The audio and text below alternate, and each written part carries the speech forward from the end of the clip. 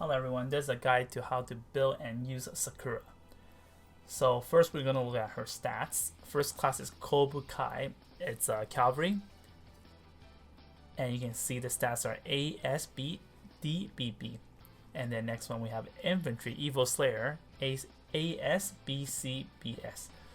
So overall, Evil Slayer is much stronger when it comes to attack and skill. And Sakura is based off skill. The higher skill she has, the stronger she is. So we're gonna look at her talent. Okay, Sakura has very interesting talent. So after killing an enemy, all stats apart from HP are increased by 5, 6, 8, and 10. That's 3, 4, 5, 6 stars. Stacks up to 4 times. Cannot be dispelled. So it's a permanent stats that you get after killing an enemy. So if you kill 4, you get 4 stats. Before battle, if your skill is higher than the enemies, you can attack first.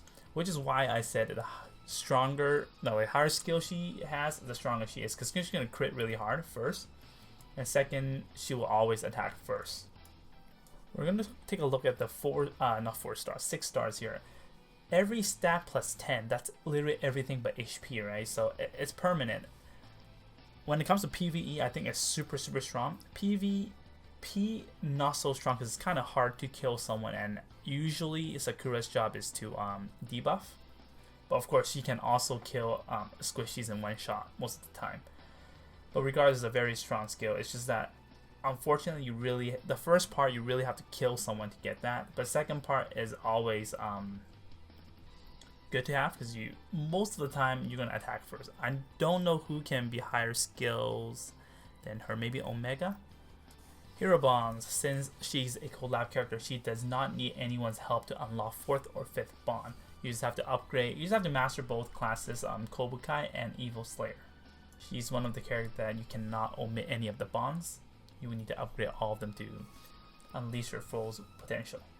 Now we're going to look at her skill. Let's look at the first skill here. Deathmatch is a passive skill. When entering battle, units attack and the skill increase by 12%.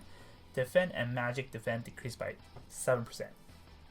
Honestly, even though the defend drops, but it's really worth it because your overall attack and skill plus 12%, which makes most likely no one can get higher skill than Sakura. In this case, the defend does not matter because you're going to attack first. When you attack first, they are not able to deal maximum damage anyways because their troops are most likely dead. But yeah, usually this is the skill I would bring, especially in Apex. PvE wise, depends on the challenge. Next we have Roar, typical infantry skill. Attacks a single enemy, dealing damage, deals good damage, and dispels 2 enemy buffs before battle, and then also decreases their attack intelligence. PvE, I think this is really good because the chances of you using AoE skills in PvE is just very rare because it's not very useful compared to single shot. Well, the reverse healing AoE is strong though, so some challenges you can use, but usually when it comes to PvE, I use Roar or Smash. So next we have Smash, deals 1.4 times damage, pushes the target back 2 blocks, and decreases defense by 20% and ignores guard. So situational. It can be useful in PvE and PvP as well. PvE, usually I would use it against bosses. So next we have one of her special AoE skill here. Oka Hoshin is attacks all enemies along one line, dealing 0.3 AoE damage and applying bleed. Bleed is kind of like poison, pretty much the same thing. This line is 5 range, and at the end of your turn, take fixed damage equal to 2 times the attacker's attack. So the stronger you get, the higher your attack is, the more damage they take. And this one usually is a really good skill to poke in Apex. And PvE, not very useful, but PvP is pretty useful, especially if you have Demon Slayer, which I'll explain further. Then I think this is a must-bring kind of skill. Okay, next we have Endure. Okay, I'm telling you, this skill is actually useless. Don't even bother bringing it. You'll probably never use it. Okay, next we have Hyaka Ryodan. I think it's her best skill. Attacks all enemies along 3 lines, dealing 0.36 AoE damage and applying skill minus 30%, damage taken plus 30%, and heal reversal. All healing effects deal damage equal to 30% of the healing amount last 2 turns, and it's also 4 range. It's not mentioned here, so I'm 3 lines and 4 range. So here, first you deal 2 debuff. One, it's their skill minus 30%, which means your chances of attacking first is so much higher because now they're minus 30%, and damage also taken by 30 plus 30%. So you're like, for Sakura, if it's not against cavalry, it's really easy for the one shot. Even against juggler, I would say.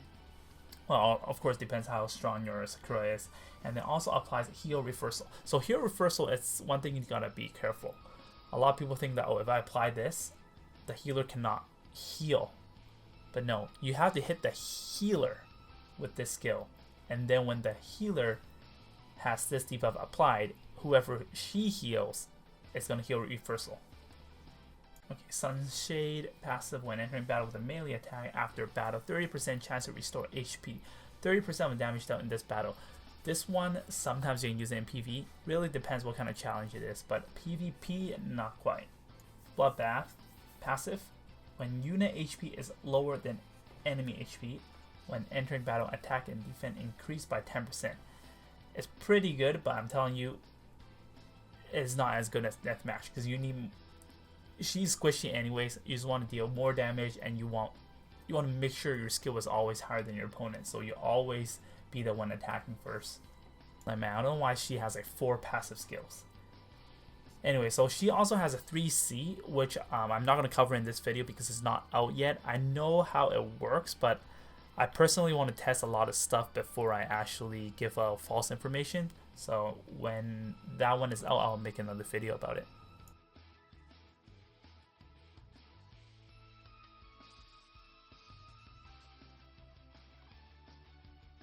Alright, we're going to look at her recommended weapon. So first one we have is Balance Blade. Balance Blade is good if your objective is just to get the Hyakaryodan AoE to get hit. Like, your only objective is to hit that, then I think it's good. Otherwise, I don't really recommend Balance Blade because you're losing out on a lot of attack. I use her for, if you guys watch my Apex video, in Season 3 I use her a lot. She basically carried me to Langrisser rank. And I can one-shot a lot of people.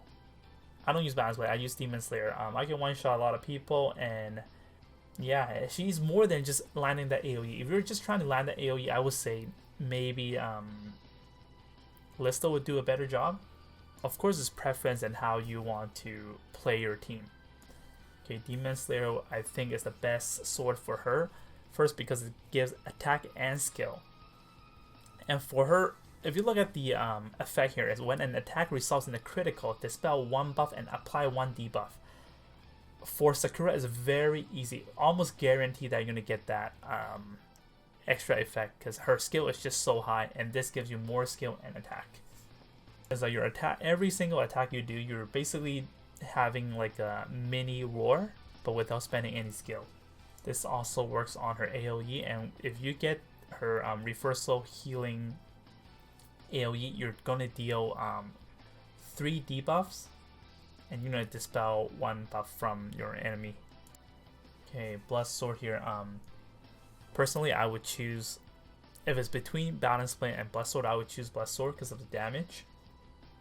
And then so 50% chance to deal 1 times attack fixed damage, which also applies when she does AoE damage.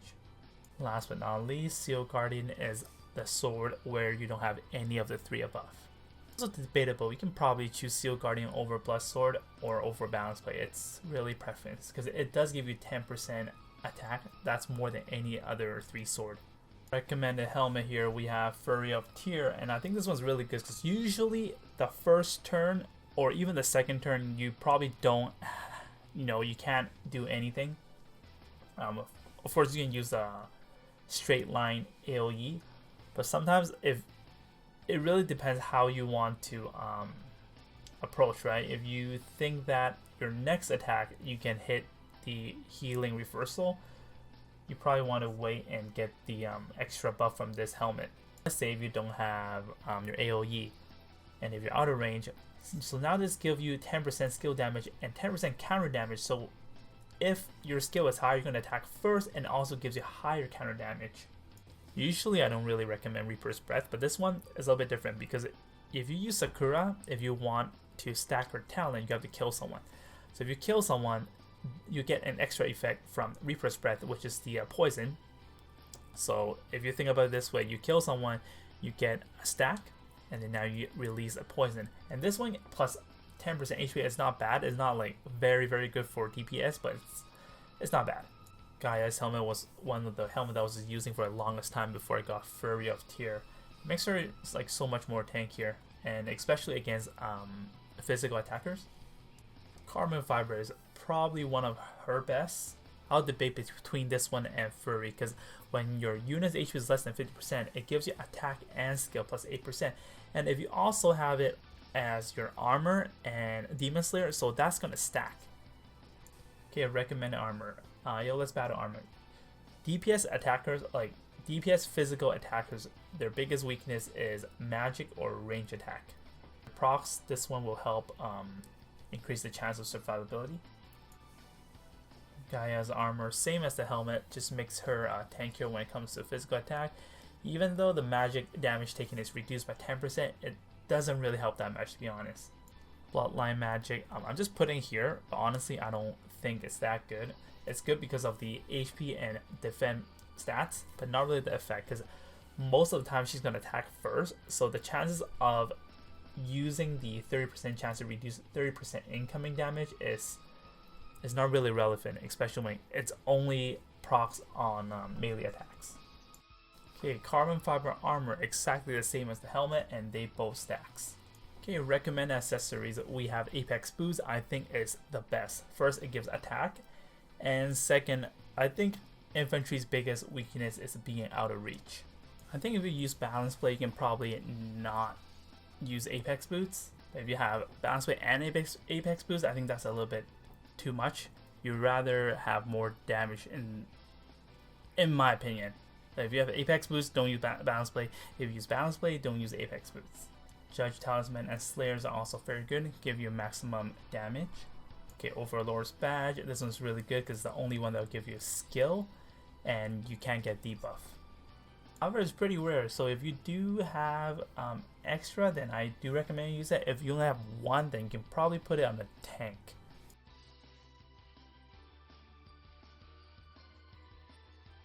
Enchant Choices. Full Moon gives you probably the most damage, but I don't recommend when it comes to PvP. I think PvE would be a decent choice. Clock is a very decent choice as well. I think if you have Balance Blade, if you're going to do tank push, if you're basically just want to annoy people, by applying debuffs and not trying to one-shot your opponent, then I would recommend Clock. Especially with 3C coming out. 3C is also another very strong AoE attack. Next we have my favorite, Breeze. I think when it comes to infantry, Breeze is really necessary because you're always out of reach, and once you proc Breeze, it's just like a big game changer. So magic enchant, if you want to focus on AoE or skill damage, then you would choose magic. But if you do use normal attack pretty often, then probably don't use magic. Alright, so Ancient Beckoning, I'm going to be so real with you. She's not good against any Ancient Beckoning bosses. So when it comes to Mastery Stone enchant, you can look at these ones here. Pretty much you want attack priority, and then whenever you get a chance to do skill, don't put skill on armor or a headwear because they don't give you a lot of skills and it's not worth it. So put it on weapon and accessory. So when it comes to arena, you can see defend, attack, crit, and skill just to get that maximum skill. But if you want, you can take out probably one crit and put in HP if you want to be more like the chance of reducing yourself getting one shot. Soldier Choices, I think C-Law is the best, hands down, because first there's no weakness, it's holy unit, and we're going to look at the other stats holy class can bring to the table. The holy class alone is actually very tanky. if you look at this here, Holy Light Protection, when Holy and Mage HP is 100%, damage taken is decreased by 30%. And next we have Pious Faith here, is when Holy HP is above 80% damage, above 80%, damage dealt increases by 30% when it's maxed to level 10. And for Sakura's case, since she has access to C-Lot when it comes to physical attack, she attacks first most of the time too, so it makes her deals a lot of damage, and she's also very tanky because of this. Next we have Heavy Infantry. I guess the only time you use Heavy Infantry is when you fight against like a Lancer tank or something. Otherwise, I don't think it'll be any better than C-Lot, especially when you're getting attacked. You don't get that attack increase, you only get that defend increase, and when you're attacking, you don't get the defend increase. So next we have Heaven's Guard. Heaven's Guard is also a very decent choice because you only need to walk 3 blocks for maximum damage. So you don't need to have that 5 range like any other cavalry classes. This one is good when you don't have Fashion Buffer. If you don't have Fashion Buff, you don't get what C-Lot gets, because C-Lot gets the attack, defend, and magic defense increases by maximum 40% for every equipped buff. But this one here, if you don't have Fashion Buff, then Heaven's Guard is viable. And Bone Dino is also viable, the same thing. It really depends which one you have stronger. If you have Heaven's Guard built, which is usually rare because not a lot of heroes can use it, then I would choose Heaven's Guard over Bone Dino. And that's it for the guide of how to use and build Sakura. I hope you guys find this informative, and I hope you guys have a better understanding knowing the character Sakura. If you would like to show support, you can subscribe to my channel, like, and share this video. Thank you again for watching, and I'll see you guys next time. Take care, bye bye.